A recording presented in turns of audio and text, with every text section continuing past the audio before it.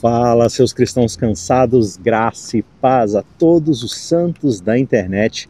Hoje nós estamos juntos para mergulhar nos temas profundos e transformadores do Evangelho de João, conforme a gente tem explorado aqui nos temas da lição da Escola Sabatina desse trimestre que está quase no fim. Essa é a nossa antepenúltima lição, nosso antepenúltimo encontro. Agora, se você acha que já conhece tudo sobre a Trindade, por exemplo, sobre Pai, o Filho e o Espírito Santo, se prepare, porque João ele vai além do básico, ele leva a gente direto para a essência do que é a relação divina e como é que ela se conecta com a nossa vida aqui e agora. Qual que é a perspectiva de João sobre a relação da Trindade? Bora juntos nessa jornada? E a estrutura dessa lição ela é incrível porque ela convida a gente a olhar para as três figuras principais dessa relação divina que nós chamamos de Trindade, que é o Pai, o Filho e o Espírito Santo. Especialmente, a gente vai dar uma olhada no contexto do discurso de despedida que Jesus ele vai dar lá em João capítulo 13, até o 17. Ele vai fazer um longo discurso ali. E aí, dentro desse contexto, surge uma pergunta para a gente, aquele tipo de pergunta que nunca quer se calar. Se a gente quer entender a Deus, por onde a gente deve começar? Qual que é aquela coisa básica? Qual que é o primeiro degrau para a gente entender a relação com o divino? E João ele vai dar a letra para a gente, ele vai apontar a direção. Você quer entender quem é Deus? Olhe para Jesus. É isso mesmo. João ele pinta para a gente um retrato tão íntimo da relação entre Jesus e o Pai que, se a gente entender bem essa ideia, isso vai mudar absolutamente tudo. Desde como nós enxergamos Deus, o Pai, até como nós nos relacionamos uns com os outros. E a sacada aqui é que, quando nós olhamos para Jesus, a gente não está simplesmente tentando entender quem Jesus por si mesmo é. A gente está vendo o próprio Pai em ação. No capítulo 14, no verso 9, João lembra para a gente que Jesus disse o seguinte: quem vê a mim, Jesus, vê o Pai. Isso é muito mais do que uma frase bonita para você ir lá e colocar no seu Twitter, Ah, eu sou o espelho de Deus, eu sou a Bíblia que o mundo vai ler. Não, Jesus realmente está dizendo uma verdade chave aqui. E essa chave é justamente a chave para perceber que o Pai ele não é alguém distante de nós ou punitivo, como muitas vezes uma má leitura do Antigo Testamento pode levar a gente a imaginar. Deus ele é próximo, ele é amoroso e, mais importante do que isso, Deus é acessível. Dá para imaginar o impacto disso no nosso dia a dia? Saber que Deus ele não é aquele chefe bravo esperando você errar para te punir, mas ele é aquele Pai presente, aquele Pai que investe tudo numa relação de amor e de cuidado. E isso nos leva ao papel do Pai no Evangelho de João. Você sabia que João ele usa a palavra Pai 132 vezes? Só que de 120 dessas 132 vezes, ele está falando diretamente sobre o Pai Celestial. Isso mostra pra gente um Deus que não está longe de nós, lá no céu, apenas observando tudo de binóculos, alheio ao que realmente está acontecendo, mas fala de um Pai que está intimamente envolvido na nossa vida, em cada detalhe dela. E não só dos detalhes triviais da nossa vida, mas especialmente no que diz respeito à nossa salvação. Em João capítulo 3, versos 16 e 17, a gente lê o clássico texto do Evangelho, que você conhece provavelmente de cor. Porque Deus amou o mundo de tal maneira que Ele deu o seu Filho unigênito. E esse amor sacrificial, esse amor que dá tudo de si, é justamente a essência de quem Deus é. É nesse texto que nós aprendemos exatamente quem é Deus. Ele é o Deus que dá, que se entrega, que se sacrifica e abre mão de si mesmo. Lá em João capítulo 6, verso 32, ele vai complementar: meu Pai me dá o verdadeiro pão do céu. Ou seja, tudo o que nós precisamos para a vida, tanto a vida física, as nossas necessidades básicas, fisiológicas, quanto aquilo que é espiritual, é da alma, é da nossa existência, tudo vem dele. Só que não para por aí. Quando nós olhamos para a relação entre o Pai e o Filho, nós vemos um modelo de unidade, de cooperação que é simplesmente perfeito. João 5, 22 e 30 mostram como o pai confia o julgamento ao filho, e o filho age em completa harmonia com a vontade do pai. Isso não é só para a gente admirar, mas é para a gente aprender a viver, a como se portar nesse mundo. Essa cooperação, essa sincronia entre pai e filho, ensina para a gente que assim como eles trabalham juntos, nós também somos chamados a viver numa unidade de propósito com o divino. Isso fica ainda mais claro quando Jesus, lá em João 17, ele ora para que os seus discípulos também sejam um, justamente assim como ele e o Pai são um. E olha aqui o grande desafio que nós recebemos, sermos uma comunidade que não só é unida, mas que reflete nessa união justamente o amor, a comunhão da Trindade. Assim como o ser humano, ele é um reflexo, ele é a imagem do Deus, Deus é um ser comunitário, Deus é uma relação de amor. Portanto, ser verdadeiramente a sua imagem é sermos também uma comunidade, uma comunhão. Pensa comigo, por que lá em Gênesis 3, quando Adão e Eva pecaram, foi Deus quem os procurou e não o contrário? Em João 15, verso 16, a gente tem uma pista disso. Deus diz, vocês não me escolheram, eu escolhi vocês. Isso acontece desde o Éden. É sempre Deus quem toma a iniciativa de restaurar o relacionamento, mesmo quando somos nós que o quebramos. E isso diz muito sobre o seu caráter. Deus ele não é um juiz esperando para apontar o dedo e dar a sentença. Ele é um pai que corre atrás, que busca, que pergunta, onde você está? Como em Gênesis 3:9, é exatamente isso que acontece hoje. Quando nós caímos, quando nós pecamos, Deus continua perguntando, Isaac, João, Maria, José, Pedro, Tiago, onde você está? Por que você se esconde de mim? Eu quero me conectar com você, eu quero me relacionar com você.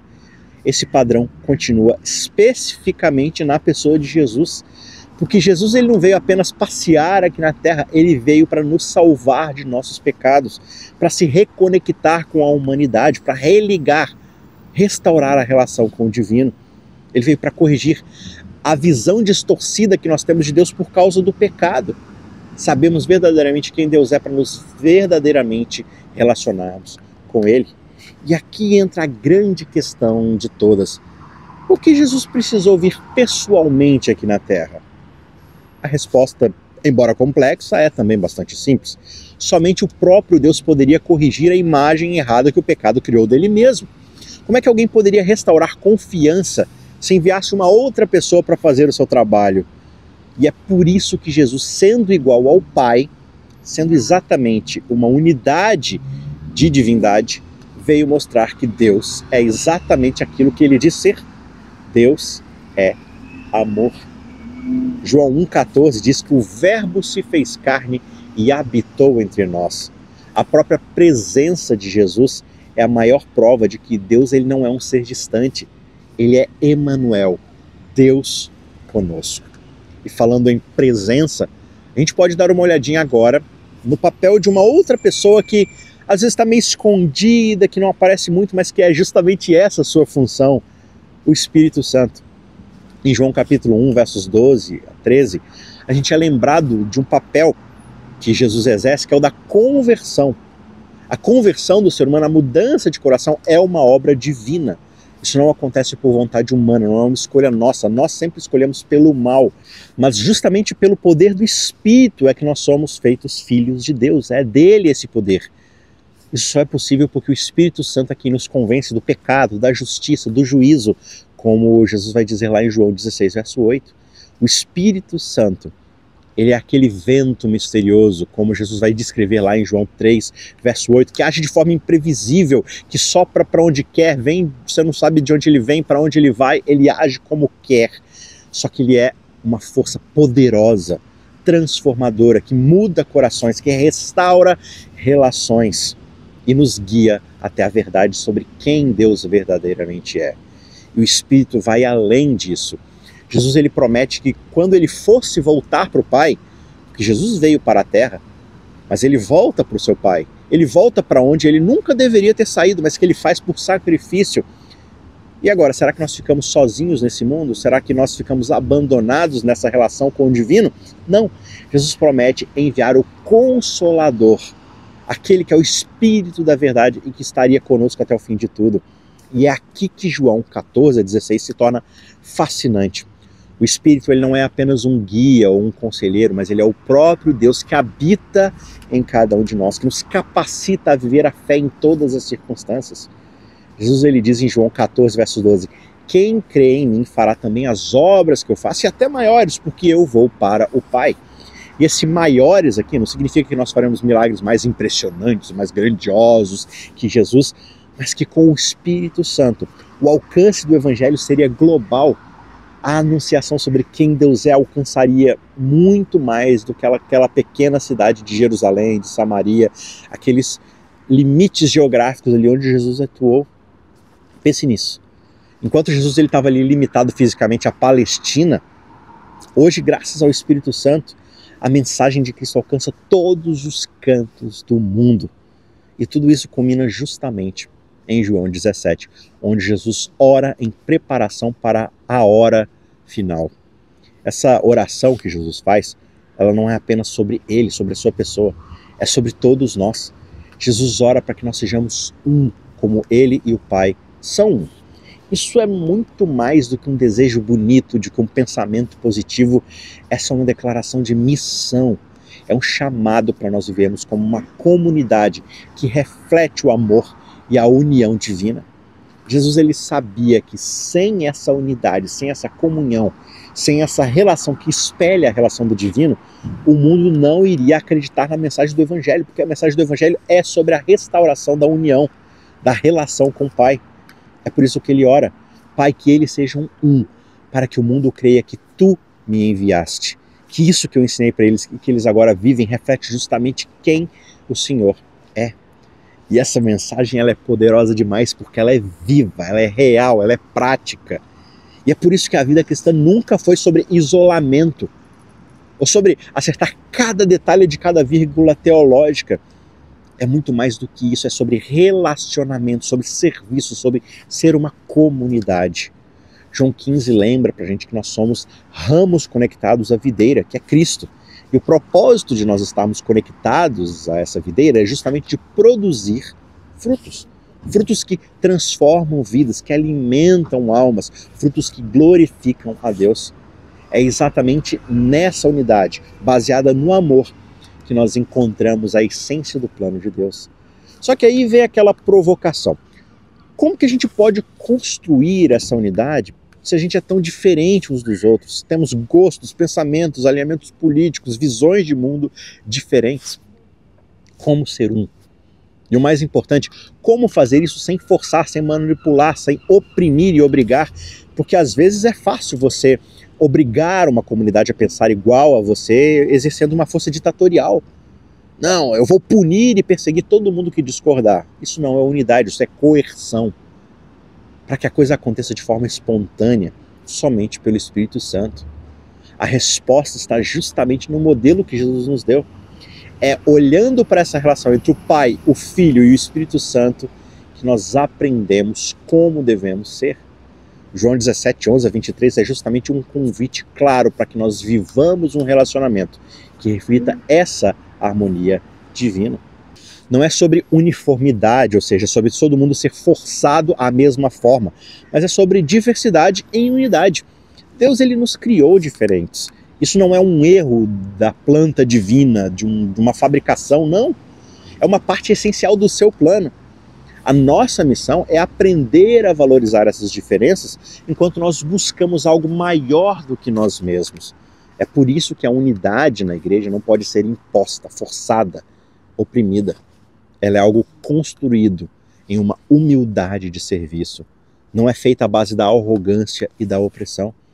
Imagina Jesus, ele tinha todo o poder, toda a autoridade, e ele vai lá e se ajoelha para lavar os pés dos seus discípulos no capítulo 13.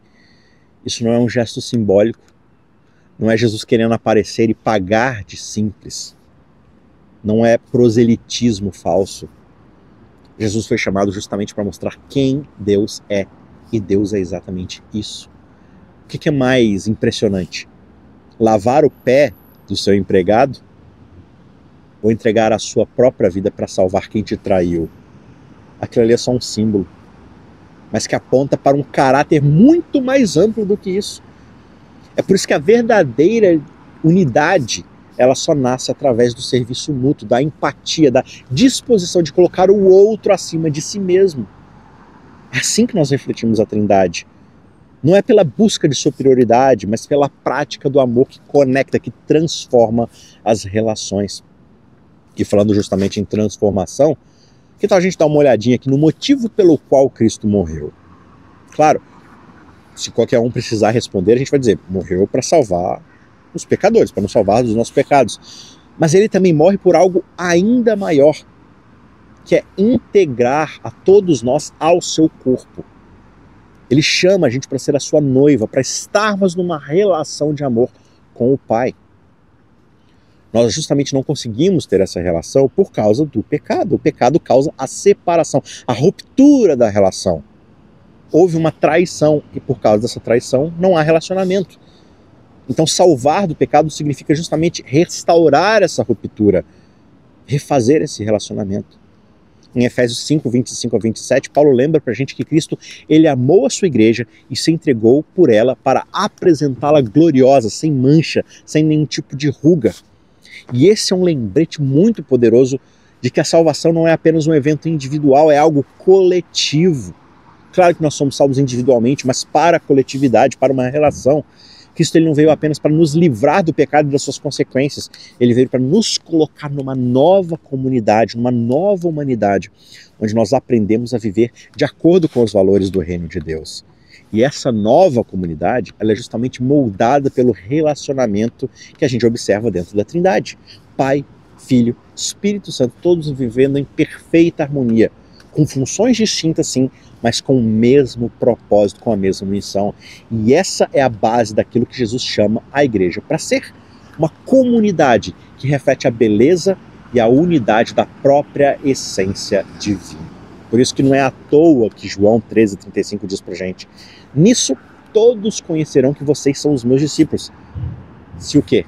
Se vocês obrigarem todo mundo a pensar igual, se vocês votarem em políticos que vão passar leis que obriguem as pessoas a adotarem valores cristãos? Não. Vocês vão ser meus discípulos. Vocês vão ser conhecidos como meus discípulos se vocês amarem uns aos outros. É através dessa demonstração prática de amor que o mundo vai poder ver Deus em ação. Mas sabe o que é mais interessante ainda do que isso? A verdadeira vida cristã não é sobre doutrina pela doutrina. A doutrina é importante, ela é fundamental na solidez, na saúde da igreja, mas a doutrina não é um fim em si mesmo. No final, é sobre como nós vivemos essa doutrina na prática, nos nossos relacionamentos, na forma como tratamos uns aos outros, na forma como servimos. Paulo já dava para a gente um toque lá em 1 Coríntios 8, verso 1, quando ele dizia que o conhecimento por si mesmo, ele só traz orgulho, mas o amor ele edifica. Se nós focarmos apenas em saber tudo sobre a Bíblia, mas a gente não aplica essas verdades para edificar uns aos outros, para servir, a gente perdeu o ponto da verdade bíblica. Não adianta eu defender com unhas e dentes a pureza doutrinária se isso vai me tornar arrogante, insensível e causar afastamento de Deus, em não atender às necessidades das pessoas ao meu redor. É por isso que é exatamente aqui que entra o chamado de Jesus em João 15. Nós somos ramos conectados à videira que é Cristo. Só que essa conexão ela tem um propósito que é produzir frutos. Tudo bem, produzir frutos, mas que frutos? Frutos de amor, de serviço, de paciência, de bondade. Lembra do fruto do Espírito? Amor, alegria, paz, bondade, benignidade, paciência, domínio próprio, justiça. Esses são os frutos. Isso só vai acontecer, esses frutos só irão ser produzidos quando nós deixarmos que o Espírito Santo trabalhe em cada um de nós. Ele nos capacita a refletir o caráter de Cristo em tudo aquilo que nós fazemos, transformando não só as nossas vidas, mas as vidas daqueles ao nosso redor. Por isso é importante espelhar essa unidade que Cristo mostrou ter com o Pai e com o Espírito. Agora, um ponto que merece destaque aqui é o que acontece quando nós tiramos os relacionamentos e a comunidade do lugar de prioridade na nossa vida cristã. A realidade ela começa a ficar distorcida. Quando o foco está só em mim, no meu consumo, no meu sentir bem, em atender os meus sonhos, os meus planos, os meus desejos, no que eu posso aprender, no que eu posso me tornar, no que eu preciso conquistar, na qualidade de vida que eu busco ao me tornar um cristão, a vida cristã simplesmente desmorona, porque ela sai do seu eixo. A fé ela foi projetada para ser vivida em comunidade, em relação. E sabe por quê? Porque Deus é uma comunidade. Pai, Filho e Espírito Santo vivem em perfeita comunhão, um servindo ao outro, um amando ao outro, um glorificando ao outro. E nós fomos criados à sua imagem, a imagem dessa relação. Por isso nós somos chamados, o nosso propósito de vida é justamente viver a mesma relação. Só que o problema é que muitas vezes a gente acaba colocando as práticas da igreja, a tradição da igreja, as regras da igreja acima da prática do amor cristão. Como se o objetivo final da vida cristã fosse apenas entender tudo perfeitamente. Só que não é a doutrina sem prática que nos leva a uma relação com Deus e com o próximo. Um poço de doutrina sem prática, só de ortodoxia, é um poço seco. Se nós não conseguimos transformar esse conhecimento, essa doutrina, em serviço, em empatia, em ações que realmente tocam vidas, nós perdemos o propósito.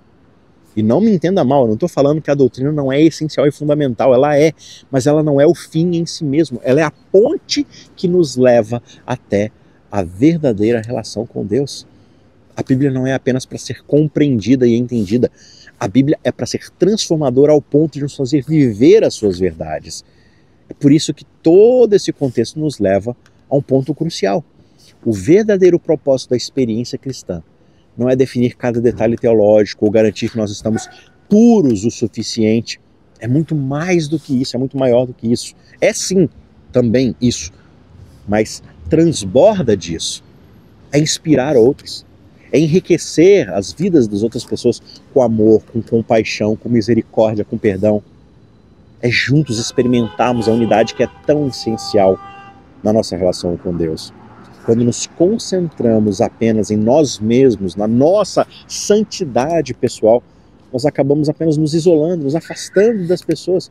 Mas quando nós vivemos para enriquecer, para servir, para cuidar uns dos outros, nós nos tornamos parte de algo muito maior do que apenas nós mesmos.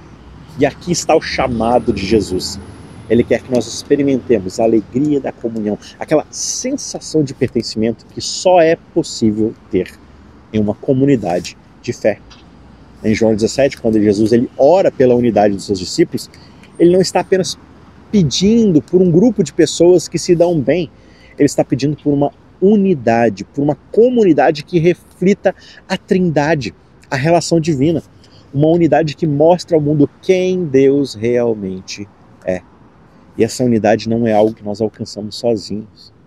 Ela é fruto do Espírito Santo trabalhando em nós, transformando nossos corações e quebrando nosso orgulho, nos ensinando a amar como Cristo amou. É por isso que a comunidade cristã não é opcional, ela é essencial. Sem isso não existe cristianismo.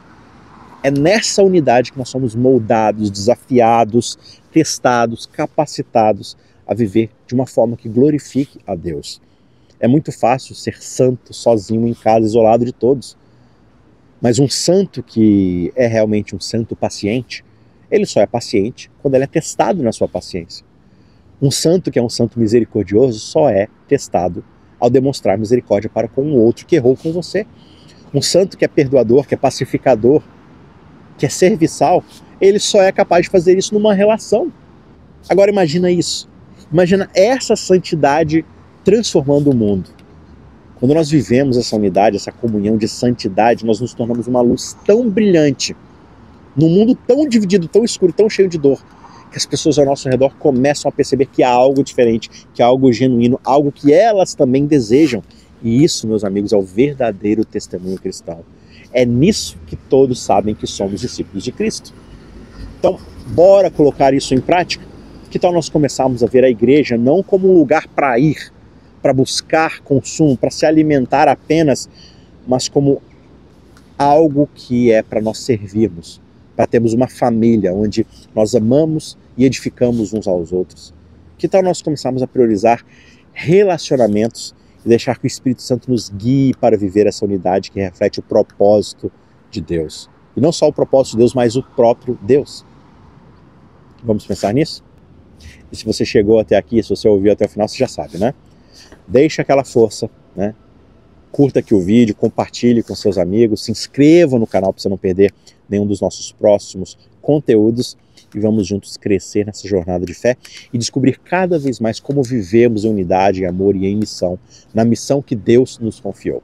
Que Deus abençoe você, eu vejo você no próximo vídeo. Até lá, tchau, tchau.